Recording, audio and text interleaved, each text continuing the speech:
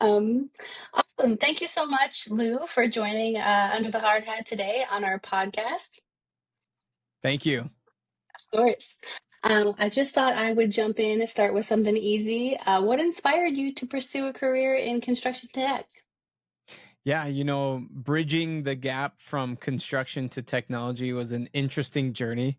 So I started out as a carpenter at a company in Illinois and worked my way up as a project manager. My whole family came from construction, agriculture, farmers. We used to have like 800 acres in the Idaho and Oregon Hmm. border over there. And, blue collar work was just built into my bloodline. And it just seemed like that was a good fit for me to get in construction. I love construction, so working my way up in the field, learning what it's like in the culture of construction. There's nothing like it.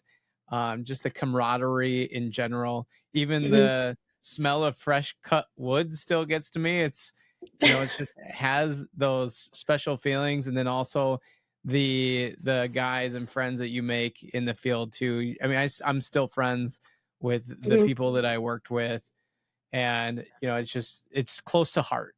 So taking that experience, learning about what could be maybe more efficient from an Hmm. operational standpoint, Hmm. is are we using technology to the fullest extent? It really intrigued me to understand how technology works. This was a Hmm. while ago, so there was not a lot available technology back Right. then, and getting to an opportunity to work in technology, grow a technology company, and then ended up selling it, gave Hmm. me a lot of experience on, even the challenges as an entrepreneur, Hmm. growing and starting a company, all the roadblocks you or speed bumps you might hit along the way, gave me a lot of experience. And then throughout my journey of tech entrepreneurship, I was able to meet the other founding members of Lumber. So Right. the other members also have large experience in technology, but also, Hmm. some of them actually do come from construction as well. So it was easy to put us together and really work as a well-oiled machine. And they all Hmm. bring their own skill sets. So Right. uh, put the pieces that they were handling, or that they handled in the past with their other companies, was, customer success, or Hmm. building product from scratch, or our engineering team. So Hmm. the the other founders, Oleg Pravdin, he's our head of product, absolutely phenomenal genius. He's a humble guy, so he will not take my genius comment. uh, but I mean, he just went out to Japan because we're Hmm. looking at expanding to different countries. We just expanded to Canada, and we're doing a lot to help make construction more efficient in different Hmm. territories, and we're seeing a lot of opportunity for that to happen. So Oleg is And doing the groundwork of our expansion of our product, and of course help mhm. developing the depth of our product too. Right. And Manish Kumar is Mhm. our co-founder and CTO. He is an amazing engineer, heading up our engineering team. I mean, he brought over 30 engineers that helped build Oracle construction applications P6. So the Wow. domain knowledge that he brought in just from engineering in general, didn't have to be taught so much on how construction works. They already Mhm. had a construction mindset. So that really Right. helped the development. And then Shrisha, our CEO, is a phenomenal person. I feel like his heart is in our marketing and Mm. sales, and also customer service. So customer service, he actually started a company called Strike Deck that Mhm. got bought by a company called Medallia, and then ended up going public. So his success is so Wow. far from a lot of entrepreneurs. Going all the way to ringing the bell is Mhm. something that we're going to be bringing to Lumber. So putting us all together with our construction domain knowledge and Mhm. technology knowledge, we what we did was we decided um not to just go out and build a product and say, here, we know what's best for you. Mhm. We ended up interviewing over 200 contractors to learn about their wants and needs, and then converting them Mm. into design partners. So Right. those conversations I think inspired me the most was how can we continue to get technology in the hands of contractors to help Mhm. their back office make things easier and then even the guys Right. in the field. So Mm. that's a career path of where we started. And I Mhm. mean, I probably have a crazier story, of course. Um, there's fun fact, I competed at an Olympic level for snowboarding, was a Oh, no professional way.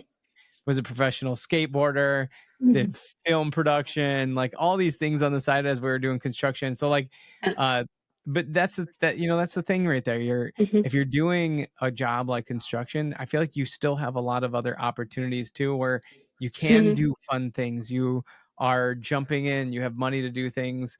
So Mhm. I really push construction as an opportunity to even high school students to consider at when they're getting out of high school.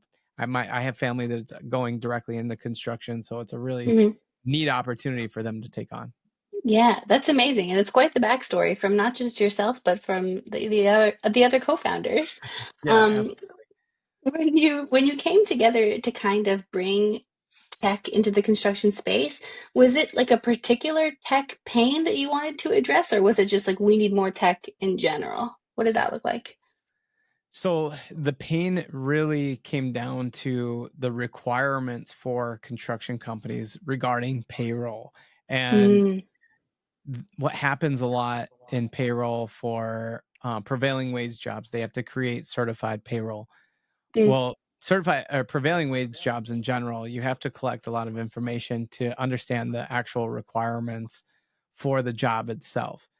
mhm, So, a lot of the times what happens is they're not having pre-construction meetings to learn right. about the classifications, the jurisdictional boundaries that are involved within that project, and then Mhm, also the proper wage rates for the mm, classifications. mm, And what happens if they're not properly allocated to payroll for the certified payroll? There can be fines, and when they're getting mm, audited or having any issues with that side, we're helping with compliance. So I've seen a lot of back office pain mhm, from construction companies, and it really comes directly from the payroll department where they're right. getting dinged on, like, even, tax filing where they're not doing that correctly. Everything's being done manually, and Ugh, whenever they have a new process, mm, instead of utilizing technology, they just put one more person on it, which is not mm, efficient.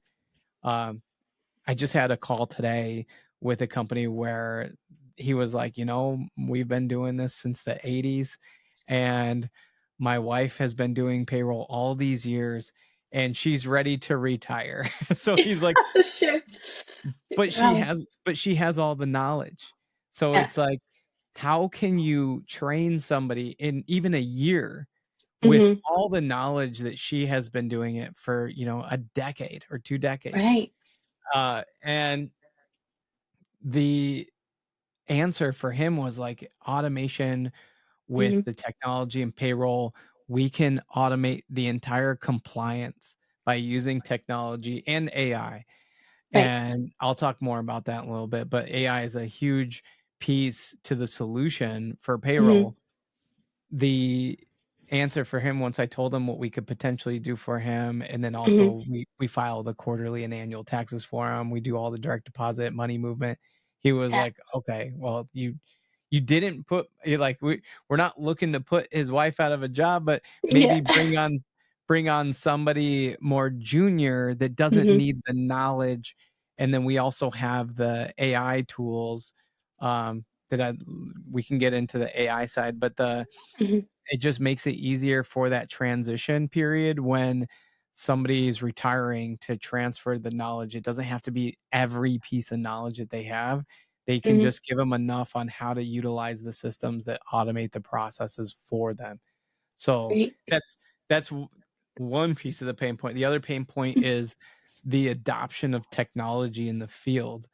Right. We at first we had a pushback from the field, but what Mhm, we realized, it wasn't just pushback to use the app. It was actually the design of the application. Oh. So yeah, so the clunkiness of the apps that are out there, these are the companies that build without Mhm. talking to contractors. So they're Mm, just building it and saying, "Here you go. We feel like this is gonna be best for you." We yeah. took a different approach. So one of the other founding members, Greg Fast, is an award-winning designer. So he actually did designing at Disney, and he's also an architect. So he Yeah. has the construction background, and putting him in charge of the design of lumber was an Mhm. amazing for all of us. So the app is beautiful. It's clean. If you haven't seen it, definitely go to the website, check out our amazing design. But it's the simplicity and power behind it. It makes Mhm. it's less clicks, but more power with getting the data from the field to the back office. So if they want to use the application to do time entry, they can. They Mhm. can, or we're also seeing that not every contractor does time entry the same. There's no Mhm. cookie cutter template in construction for timekeeping. It's guarantee. Mhm. And a lot of people will have foremen put in the time for the workers and putting in the correct cost codes to the projects so it's done Mhm. properly, and then that information's passed. There's also another way when they're working on a bigger project, they'll put a iPad at the job site, so it's Mhm. more of like a kiosk mode where they can put a pin in. What's Right. really cool, and we learned this from one of our larger contractors, is he's like, I'm trying to eliminate buddy punching. And we have seen guys put a picture up to the camera and take a picture of their friend Yeah. to clock in their friend. So we're Oh, like, all right, so we're using technology with that for live photo verification, so they can't spoof the photo yeah. when they're doing those kiosk mode. Nobody can just walk up, put a pin, and put the picture in front. So Mhm. we eliminated that problem as well. So it the design partners that we have in place that really sit alongside our team to help develop the product more and more every day. We keep Mhm. those people close, and we welcome new clients of ours to have a seat at the table so that Mhm. they can be a voice for the contractors on where technology should go, and we are with them along the ride. Right. I love that. It's amazing how much something as simple as design and user friendliness can really impact the implementation process for the long term. Like it's easy to give up a software that's clunky and difficult to use, but the easier it is for everybody, the more I think it's going to stick. Um, Absolutely. but just to back up before we get too into the weeds with the stories, what is lumber and what is the mission? Yeah, great question. Yeah. So Lumber is a workforce management platform built specifically for construction. Mm, So you can think, what is workforce management, what it is, involves. So we mm, have different modalities built into the platform that are payroll, time tracking, HR, onboarding, applicant tracking system, benefits administration. mm, uh, there's so much depth to each module as well. So if you were to back up and really look at it and say, what's the real lanes that lumber is trying to stay in, it is mostly HR and payroll. So right. the pieces that fall into place with payroll are the time tracking, the schedule and dispatch. So if the contractor has a services arm like an electrical company, say Mhm, 40 plus percent or more of our client base are electrical, that have services arms where they need the workers to clock into a service order form or do time entry to a service order form. We right. have that capability. So the scheduled dispatch, the scheduling piece too, is they can assign a task to a worker so they know where they need to go, and then they Mhm, clock in.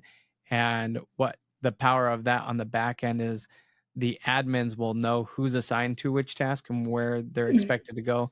We are using AI on that module as mhm, well to determine who's best fit to work on that task mhm. based off of licenses, certifications, and proximity. AI is actually determining all of that from the HR information that's given Oh on wow. the front end from onboarding a employee. we're realizing who those employees are, what they're capable of doing, and then the Mhm. scheduler can kind of take over. What's neat about AI is AI learns behavior. So the Mhm. behavior of a scheduler, AI can understand that over time and then Right. eventually just schedule for them. And Mhm. all they're doing is playing coach. So if somebody is sick or out of office, they can pull them out and put somebody in. And it's really that simple. So um, we are using AI in HR as well. So you create a job using AI, type in electrician, and it has a whole job description created. AI with resume. If you ever read resumes, you could probably imagine there's a lot of fluff, a lot. Yes. So HR recruiters take a lot of time to read through the fluff. So Mhm. our applicant tracking system breaks through the fluff and Mhm. will give you a quick summary breakdown of that applicant. And it will give you bullets of strengths and weaknesses so that you can go through an application within 5 minutes and go on to the next, determine if they're a good fit. They can create interviews with the potential employees through the system and have the Mhm. video interviews, and everything's completely tracked. So a lot Right. of power through both systems. The payroll, I'll be honest with you, I like to just say this is an AI payroll system. Mhm. Mhm. Contractors, there's union, there's non-union, there's certified payroll, prevailing wage. We can take a CBA, a collective bargaining agreement, Mhm. and automatically apply the rules using AI so that the has for union configurations, we can Okay. configure the whole system to match the union agreements, and we're doing that ahead of time. We're doing more with AI to make this completely automated, almost to the point Mhm. where they don't even need to send us the agreement. But we're gathering that agreement today to configure those rules for them. And then same Mhm. on the payroll side with the prevailing wage requirements, automatically applying all that. So if a worker does cross those jurisdictional boundaries, they Mhm. will automatically have the pay rate calculations change, the wage rates where will be matching what where they're at and what they're doing for the local taxes or state taxes or city or Right. county. Yep. Fascinating. Okay, great. So it's like it streamlines so many parts of the business, and it also kind of eliminates, I guess, the opportunity for human error, which is great.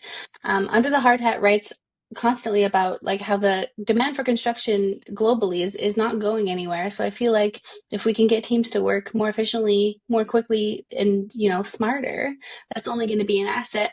But I'm curious to know, like, why do you think the construction industry historically has been so slow to adopt new technology? What are they afraid of, Lou? That's a great question. So as far as what they're afraid to adopt, it's really just the experience. So we offer Mm. a crawl, walk, run approach for Oh. contractors. Nothing, it's everything is a la carte. So if they just Mm. wanted to try some of the technology like time tracking or anything like that and see the power behind it, it'll Right. help them move forward to expand to Mm. more tech. Or they might just be forced in a position where, like at the company that I met this morning, where somebody's retiring and they really need to start exploring. It comes down to the relationships with the companies like ours, like partnering with lumber to help out Mm. with the technology. We actually do free tech stack reviews and Mm. evaluate the current software, even if they are not looking at lumber as a potential software provider for them. We're still Right. evaluating their software for them so that we can offer suggestions on where they could potentially improve based Mm. off of what they're currently doing. There's a lot of legacy systems where they are very labor intensive, and as soon as they run into a problem, they're throwing a body at it. And that's an Mm. extra salary. So the big key to automating the compliance with software, what Mm. we have built in is an automated anomaly detection. Mm. So this is where it's not going to take extra labor to go through all these compliance requirements. The Mm. system's doing that for you. So then adopting technology, once they see that, then it's like, okay.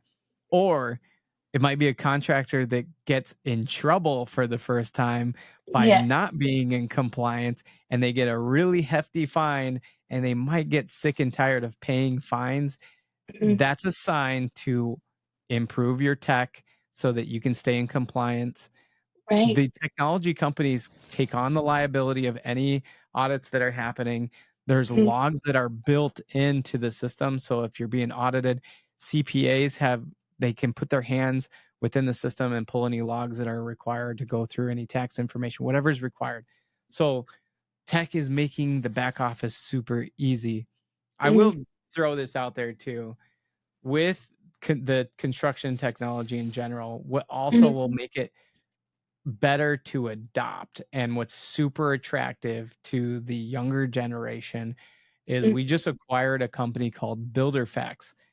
BuilderFacts automates the onboarding process for contractors, and how that is it's a free application for the field workers to upload their licenses and certifications. It's like their digital credentialing wallet that they take with Right. them everywhere. So let's Oh, say that's so easy. Yeah. so so easy. You could download it on your phone right now. It's Mhm. BuilderFacts in the App Store. Upload the license and certification that you have, maybe from a union. We can have that validated, and then you take that from one contractor to the next, and it's really easy. From a field worker perspective, putting myself in their boots, I can do that, and then also have my resume, my employment history, all my information saved in one spot. Mhm. We had somebody come up and say, like, we did a whole room feedback session where they asked all the guys in the field, or girls in the field, uh, Mhm. what information do you bring onto the work site? Do you bring your license and certifications? Like, raise your hand. Nobody raised their hand. Like, Mhm. do you bring any documents with you to the job site? No. Right. Do you bring your wallet with you? No. And then they said, What? do you bring your phone with you? And they say, yes. So if we can have the digital credentials in their phones, and Mhm. they're taking that with them, and the super whoever is on the site that needs to see that information, maybe they need Mhm. to show them any type of safety training that they went into before they start a specific job task. They can do all that. It's all built within the phone, and it's Mhm. totally free for the field workers, and that's built into our HR side under the lumber umbrella. Wait, fascinating. That's so cool. Yeah, it probably makes because hiring, onboarding, all that those processes can be so sticky and so overwhelming and daunting on both ends for the applicant and the business. So fascinating. I'd love to talk a little bit about the AI piece. Like, was AI has been around for a hot minute, but was it something that Lumber adopted early, or is it like a more recent kind of advancement to the tool? Yeah, we always had AI on our minds. It's just Mm, the availability of AI and how we can implement it. There was a right. company competing against OpenAI, that company that they were trying to create ChatGPT first. We Hmm. ended up acquiring that company and bringing them in house. So our in house AI company has developed amazing tech. Oh. And that's the automated anomaly detection that I mentioned earlier, Hmm. where there's an overlay of AI in the whole system. It's like there's a little AI guy in the background running around and figuring out what needs to be fixed if there's any type Hmm. of errors. Um, I stole that one from our partner Shannon Ward over there, so it's but we actually named our AI bot Ask Isla. So Isla is ILA. It stands for Intelligent Labor Assistant. Oh, And cool. there's LumberTrack AI that's built over the payroll to tell you what type of errors are there. Mm, But then there's all these companies that say that they're an AI company, and it's just like a, I don't know, overly dramatic chat bot offering where you just type yes. in one thing and it gives you a result, and it's like, oh, that's Hmm. nice. Thanks. It's not that powerful. So Yeah. using AI to really automate the most serious compliance pieces of business, that's what we're in it to do. Like, we're automating all Right. that. Yeah. And Amazing. yeah, go ahead. I was just gonna say that's amazing. Actual like tactical help versus just like the chatbot saying, "Hi, how can I help you today?" Exactly. Yeah, Yeah. exactly. Yep. Amazing. Has Lumber ever had any like pushback around AI or anything like that, or not really? Well, great question because we actually do speaking engagements for Mm-hmm. Associated Builders and Contractors of America, Hmm. and it's educating contractors on AI and how Right. that works in construction.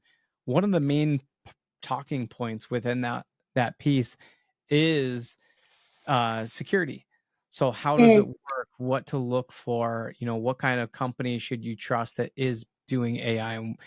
There's companies that have large language models and there's companies that have small language models. So we actually have small language models where it's almost like a siloed account that's collecting the data and then only giving you information back based off the information that you provide. So having a company like ours that's SOC 2 Type 2 compliant at the highest level of security, we work with DoD contractors that work with DoD, and then also we're CMMC compliant. And being that highest level of security, we're the Hmm. kind of company that you want to trust to not just work with and have AI, but also Hmm. ask questions. So if Hmm. there's anyone out there that has questions regarding AI, that's where we do come in as the AI tech experts and then give Right. that guidance to contractors that might not have the information that they're looking for and need to hear it from the companies that are in the weeds. I love that. And I know that AI in particular is kind of it's changing and advancing day by day. How do Yeah. you it's hard because you don't really know what you don't know, but how do you anticipate AI helping even more in the future? Or are we at max effectiveness? No, it's going to continuously advance.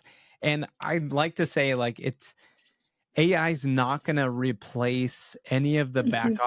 office folks' jobs, Right. but but I will say that AI will replace the back office jobs that are not using AI. Hmm. So if Julie at A&A Electrical is, not open to using AI or software that uses AI, and Hmm. then John comes in and says, I'm going to use Lumber with AI. I know how to use AI within Lumber and I know how to make things more efficient, do the job faster. You know, Hmm. Julie might be in trouble. So Right. that's why you're having more job security by adopting technology that's using AI today as a Hmm. competitive advantage in your own position. And then Right. when you're enabling your workers to use AI and be that efficient worker, your company becomes competitive advantage against the other contractors out there that are not utilizing AI. So Hmm. just enabling your team to become AI workers and making sure that they're adopting the new ways is going to set up and future proof your construction company within the next 5 to 10 to 20 to the life of the company. Right. Absolutely. That's so true. Not even in construction, but in any industry, you kind of gotta get with it, and so the ship doesn't pass you by. Exactly. Yeah. Awesome. I would love to talk about lumber success stories. So was there any notable like this first company we helped and because we made an impact in XYZ way? Like is there anything notable that when you were like, this is really working for people? No, that's a really good question because one of the first success stories was I actually can wake up now and not Mhm. worry about my payroll because Lumber is Mhm. now implemented. So Right. knowing that our clients are so happy because they're using a tech that aligns with the industry, it Hmm. has made their lives easier. Like I've had I have had contractors come to me and they were completely fatigued from the processes that they have in place because they're manual. I also Hmm. have had contractors come to me that are fatigued from doing way too many tech demos from Mm. other companies out there that try to position themselves as there to help the construction industry when really they turn out to be a mainstream provider, like a mainstream payroll provider, or maybe a time tracking app that they're pushing out to every industry. It just Mhm. doesn't align with the industry. And usually the ones that you come across where you're doing demos with the disjointed systems. So, Hmm. for example, if you're doing a demo with a time tracking clock or clock in and clock out, and Hmm. they have no payroll capabilities, and you're forced to bring in another company just to do payroll, you're talking to the wrong company. Right. And and then same with uh ERPs. If you're talking Hmm. to an ERP that says they're an all-in-one solution, Hmm. that's a red flag, Yeah. because you got, like, let's be honest, if you're coming in as an all-in-one solution, what parts are you good at and what parts are you bad at? And Yeah. usually a majority of the time, they are really bad at payroll, like a Hmm. lot. So those are the ones to be kind of aware of. And then the other ones are ERPs that have closed doors, or even other softwares that have closed doors where they say, "Oh, we don't work with that company," or "We don't have an open architecture for open AI APIs, we can't connect," or what. Careful with Hmm. those ones, because as you evolve as the company and you want to take on these new modern infrastructure for platforms of companies that can help out with technology, you're not going to be able to do that if you sign up with the wrong provider up front. So always Right. ask these like important questions, like what are their capabilities with working with other providers out there. So for example, the ERPs are usually the source of truth for a lot of information regarding projects for contractors. So we always say, find an ERP that is construction specific. There's plenty of them out there. And if they need any recommendations of which ERP to choose, come to us. We are not biased because we know there's many ERPs out there that are saying that they're construction specific, but we see the problems all day long. Right. So they could actually tell us, like, who are you working with today? And if you are with a construction specific ERP, what is their roadmap? We typically know which ERP is doing what and where they're going to be in the next 5 years. Hmm. So knowing that they're going to set themselves up with the right ERP, don't get in a deep conversation with a salesperson at a ERP without talking to other companies like ourselves, where we can tell you straight up, that's probably not going to work out. And we're going to tell you exactly the truth. Sometimes the Right. truth hurts. If you accidentally pulled the plug Hmm. on the wrong ERP, it can really be painful on the numbers that are coming out of your bank account. But Right. making the adjustment early will save you in the long run. So signing Hmm. up with the right tech is really important, and making sure that it's not disjointed. So for example, lumber, we have an API connection to every construction specific ERP, especially the more modern ones, that's going to help out a lot of people. So happy to dive into, I know that would be another conversation, but happy to dive into all the ERPs and all their capabilities. Actually, we could probably even make another podcast out of this and bring on our ERP friends and Yeah. partners to talk about all that fun stuff. I love that. I'm open to it. Okay. I did want to know, I love how much lumber kind of involves the contractors and gives people a seat at the table. Once somebody signs on to lumber, like what does the like lumber contractor relationship look like? Do they get dedicated onboarding? Is support available 24/7 or what does that look like? Great question. And that this is part of the experience that lumber that we deliver, where Mhm. people really choose us over everybody. So they want that trust and personal relationships with the team. They don't want to put in a request for information, or they're getting responses back 24 to 48 hours. There's Mhm. competitors out there that will send them like a Loom video to watch, and then they force them to watch like a 10-minute Loom video, come to Oh find out that Loom video had no information to help them on what they just asked for, and yeah. then they Mhm. have to put a request to get into a meeting, and the meeting doesn't happen 24 to 48 hours when payroll needs to be processed tomorrow. So that just doesn't make sense, especially for contractors that are doing weekly payroll. They need Mhm. support, and if they need support today, we got to give it to them today. So that's what we do. Mhm. So as soon as a contractor signs up with us, we have a kickoff meeting where they're introduced to their customer success manager. That Mhm. CSM is their point of contact, where anything they need, they have a direct source for information to gather it from. And then also, they project manage the entire relationship where they're setting up Mm, trainings, implementation, onboarding, everything flows through. They have a backup person. That backup person has a whole team. So if there mm, is anything additionally required, they get it. And our clients do have direct connection to the top of leadership. So, and we do that on purpose. Some people are like, that's crazy. What if these people are texting you all day long? They're giving us ideas. yeah, So there you go.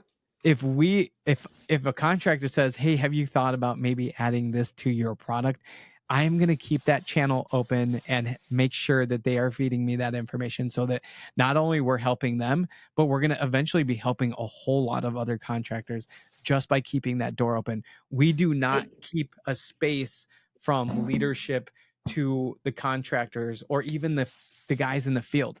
I will Hmm. connect with guys in the field to see how things are going Hmm. and get their feedback and ideas from them. That's that's literally how lumber was built, was because of those design partners that gave us access to the job sites where we actually showed up to see everything in action, which is really what made lumber a huge differentiator. I love that. So the door was open to the guys on site from day one, and it continues to stay open. That's lovely. Yeah.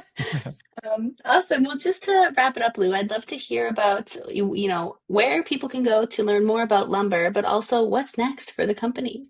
Oh yeah, absolutely. So I'll throw out there lumberfi.com. Go hit us up, contact us.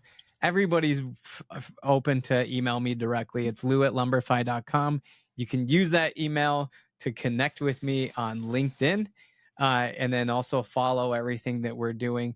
There is a lot of exciting things coming up for lumber.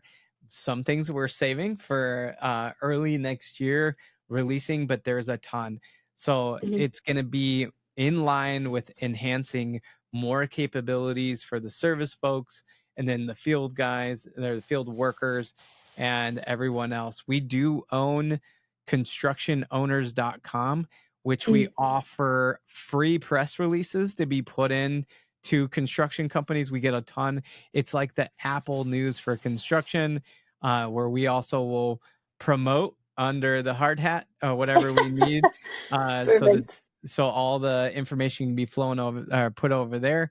Mhm. But it's a great resource for information and keep up to date with what's going on in the industry. And always just, I'm open for a chat with anyone out there. We also, can I plug a podcast? Yeah, please. Okay, so I run a podcast called The Builder Upper Show, where it's only to feature construction owners. So if you're an Mm, owner that has an interesting history where you would like to spotlight your company, tell about your journey of when you started, where you're going, where you're at today, but then mhm. also highlight the employees, the culture that you've built, and where you're going if you're doing growth, whatever you want. So it's a great way to highlight your construction company and just put it on stage for a Yeah, really fun time. I love that. Well, thank you so much for telling me all about your trajectory and lumber and where things are headed. I'm super excited to see where the company goes, Lou. Awesome. Thank you so much. It's going to be a interesting path. I mean, you probably, if you haven't seen it online, we did complete our Series A this year with amazing investors, which has really made our trajectory go up. Hmm. Nasdaq invited us out, put our big picture on Times Square. I Yeah. was so excited and thrilled about that time. It's my LinkedIn profile. It'll be my profile picture for the next year, because it was so much fun. But Yeah. the way that we're going, I really feel like it's going to help the industry quite a bit. Amazing. I have complete faith and I'm excited to see it all unfold. Thank you so much for your time. Thank you, Mariah. Have a great day. You too.